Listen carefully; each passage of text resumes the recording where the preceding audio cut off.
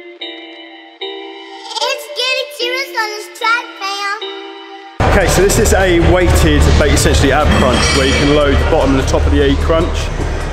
What you want to think of here when you're doing the crunch is, as you come up into the crunch position, blow all the air out of your lungs, fully contract your abs. And as you try and squeeze your abs in, instead of blowing your abs out as you contract, think about pushing your stomach in and contracting inwards with your abs rather than blowing your stomach out and contracting.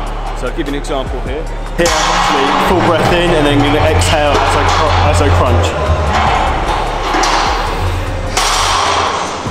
Breathe in, breathe out.